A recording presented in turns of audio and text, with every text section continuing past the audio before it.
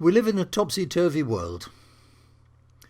I used to live in Latin America, where, I have to say, the quality of political discourse was not high.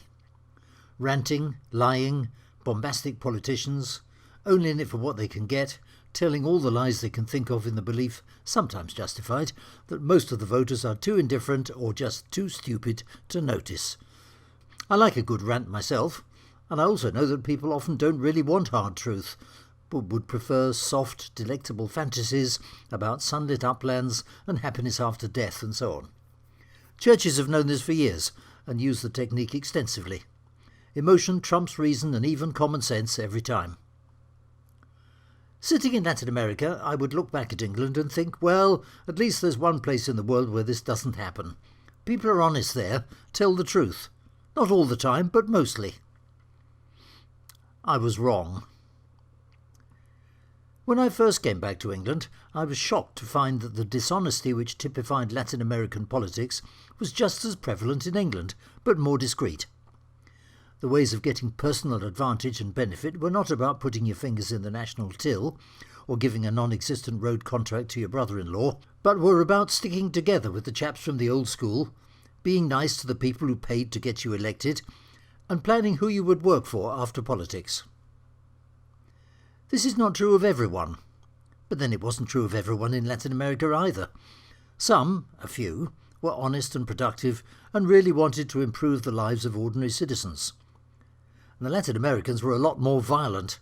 They tried to kill my friend Miguel Mier when he went to look for a non-existent intercity highway which the government had paid millions to have built. They failed.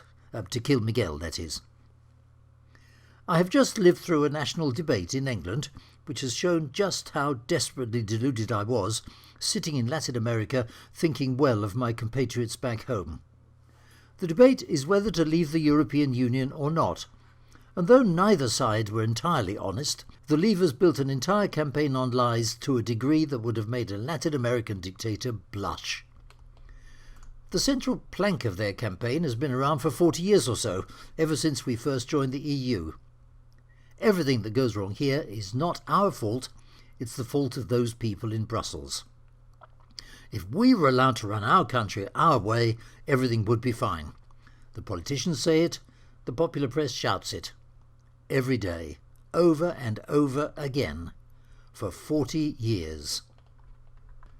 This is an old trick. Blame the Catholics if you're Protestant, blame the Protestants if you're Catholic, blame the Hutus if you're Tutsi, blame the Jews, that's always a good one, blame people who speak a different language, the foreigners. The last one is another old staple. You can't understand what they're saying, so what they are saying is probably malicious. It's like aliens. Who makes films about nice aliens? Okay, occasionally, but aliens nearly always want to destroy us. And foreigners are, at the end of the day, aliens. Indeed, we used to have an aliens office in London to deal with foreigners until it became just too embarrassing to use the name and somebody changed it. It was good to change the name. It would have been better to change the attitudes which caused the name to be chosen in the first place. We are in a time of big change. We are not an imperial power. We need to find a new place in the world. We no longer belong among the big bully boys. We need to take our seat as an equal partner with other countries and work together with them.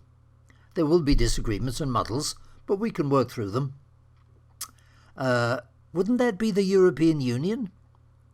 Oh, perhaps we should apply to join. No, wait a minute. We're already members. We are trying to leave, not join.